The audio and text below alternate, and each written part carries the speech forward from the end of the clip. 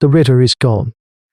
And now the elder of the river-watchers tastes only dust on the wind where the scent of cool water and wet stone should be. Her tongue a dry rasp in her mouth finds no relief. Around her the tribe lies scattered in the meager shade of skeletal, thorn trees, a collection of gaunt figures whose movements are slow, deliberate, conserving what little moisture remains in their bodies. This is the hard truth of their prehistoric life. The children do not cry. They have not had the strength for tears into sun-cycles. They only watch with wide dark eyes a silence that is far worse than any wail. Anna's gaze travels from the listless forms of her people to the horizon. There the world is broken. A rarid wound is carved into the plains, a canyon so vast and new that the earth around it is still raw and settled. This is the work of their god, the great shaper, an Argentinosaurus of unimaginable scale whose passage is a geological event of force that rewrites the very map of their world. For generations the river-watchers have followed it, living in the fertile wake of its migrations. They drank from the pools left by its footprints and hunted the beasts that flourished on the vegetation fertilized by its passage. The shaper was life. Now it is death. This time its path intersected their lifeblood, the slow-bending river.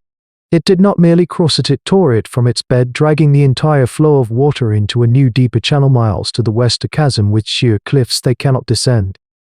Their god has abandoned them to thirst, a casual, thoughtless act of creation that is for them an apocalypse. This is the great cruel mystery of their existence, a turning point in their long hominid history. She sees Geo, the lead hunter, staring at the empty riverbed, his hand clenching on a flint spear. He does not see a god's work. He sees a problem of rock and dust and the coming end. His faith is not in the sky, but in the strength of his arm and the sharpness of his tools. A low growl rumbles through the cracked earth, not from the shaper which is long gone, but from the belly of a young hunter nearby. Hunger. The prey animals, the gallimimus, the small iguanagonts, followed the water. They are gone too. Only the scavengers and the heat remain. And now knows a choice is coming, a hard choice whispered on the hot wind. They can stay here and let the sun drink the last of their lives, praying to a god who has already passed them by. Or they can follow the scar.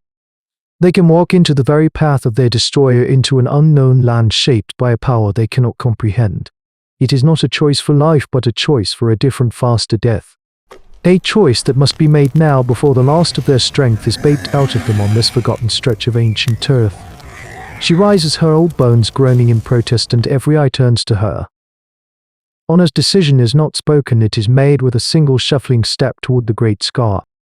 The tribal collective of human ancestors, bound by instinct and necessity, follows her without a sound. They move from the familiar cracked earth of their dead valley into the alien landscape of their god's passage. The ground is a chaos of pulverized rock and splintered with the ghosts of ancient trees, shattered and driven deep into the soil. The air is thick with the smell of churned earth and crushed vegetation, a scent of violent creation. Each step is a struggle, the terrain uneven and treacherous, a world made and remade in the span of a single day. Their progress is agonizingly slow, a funeral march into the unknown. It is Gor who finds the first sign that this path is more than just destruction. He stops, pointing with his spear not at a threat but at a resource. It is the carcass of a half-grown triceratops, its body contorted and its frill shattered. It must have been caught in the shaper's path, a victim of incidental colossal power. While the others see only decay, Gor sees opportunity. He runs a hand over the dead creature's great horn, testing its solidity. His mind, honed by a lifetime of developing survival skills, is already working. He sees a new kind of spear point, a club fashioned from a femur, a shield from the bone of the frill. This is the birth of their new osteodontocratic technology, grim craft learned in the wake of a god. The path is a river of bones and they are learning to be its fishermen. But they are not the only ones drawn to the slaughter. A new scent joins the air, sharp and predatory. It is the smell of a meat-eater, but not the deep, earthy scent of a tyrannosaur. This is thinner, fouler. Then they see the tracks, 3 miners stowed deep, the gait of a fast runner. Gor recognizes them instantly. Carnotaurus, the horned runner. A predator built for speed, a demon of the open plains that hunts not with overwhelming power, but with vicious surgical speed. The discovery sends a ripple of fear through the clan. They are weak, exposed, and now they are being stopped. The Shaper's path, their only road to survival, has become a hunter's corridor. Despair begins to settle again, a cold weight in their empty bellies. The sun is relentless and their hope is a flickering flame. Just as enough is, the tribe will simply lie down and let the end take them. A young scout perched precariously on a ridge of upturned earth gives a sharp cry. He points, his arm trembling. Below them, nestled in the gouged earth, is a sight that defies their suffering. A footprint. But a footprint on a scale they can scarcely comprehend. It is a basin, a small lake, and it is filled with muddy life minus giving water. The great Shaper's sacred pool. The emotional shift is instantaneous, a jolt of pure primal relief that brings many to their knees. Here is their salvation. But as they stare down at the murky water, Geo looks back over their trail. The Carnotaurus tracks are fresh. The horned runner is also thirsty. The footprint of their god is both a sanctuary and a perfectly designed trap. Thirst is a magnet, but fear is a cage. The tribe remains frozen on the ridge, caught between the life minus giving water below and the death that follows their trail. The scent of the Carnotaurus is stronger now, a promise of imminent violence. They can hear its heavy to minus-legged gait, the scuff of its claws on the pulverized rock. It is closing the distance. Geo does not look at the water. He looks at the world their god has unmade. He sees the steep and stable cliffs of churned earth that form the walls of this new canyon. He sees the loose scree and the massive, precariously balanced boulders of sandstone, all remnants of the Shaper's passing. And in this landscape of pure destruction, his practical mind, the pinnacle of Homo Habilis intellect, sees a weapon. He communicates the plan not with words but with urgent gestures and a fierce intensity in his eyes. He points to the narrowest part of the path ahead where the track skirts a high crumbling precipice. He points to the tribe, then to the top of the ridge. He minds pushing a great collective shove. Then he looks at Kale, the youngest and fastest of the hunters, his weary frame built for speed. He points at Kale, then at his own chest, pounding it twice. Heartbeat. Delure. It is a death sentence offered and accepted in a single shared glance. This is the brutal calculus of their community. Point the one may be sacrificed for the many. There is no hesitation. Kale gives a sharp nod, his face a mask of terror and resolve. As the tribe scrambles up the loose earth to their positions, Kale breaks from cover. He lets out a sharp cry, a deliberate challenge, and begins to run along the designated path. The Carnotaurus, which had been moving with a hunter's caution, is ignited by the sight of fleeing prey. It bursts forward at 10-foot-, all engine and muscle and teeth, its uselessly small arms tucked tight against its body as its massive legs devour the ground. It is terrifyingly fast.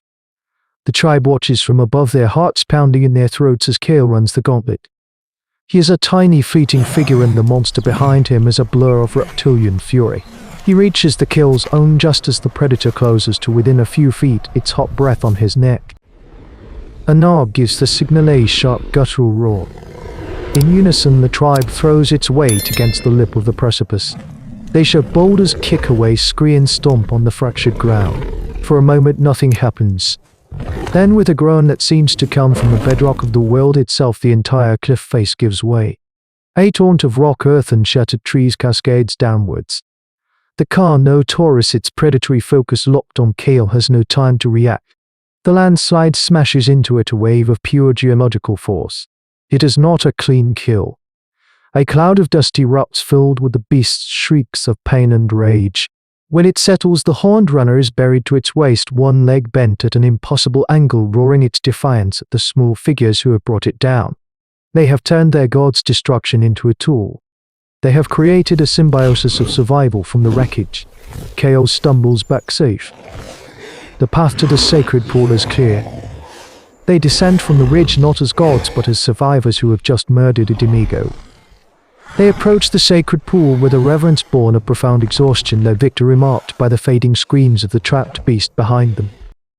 This single act, this desperate, intelligent gamble, is more than a day's survival.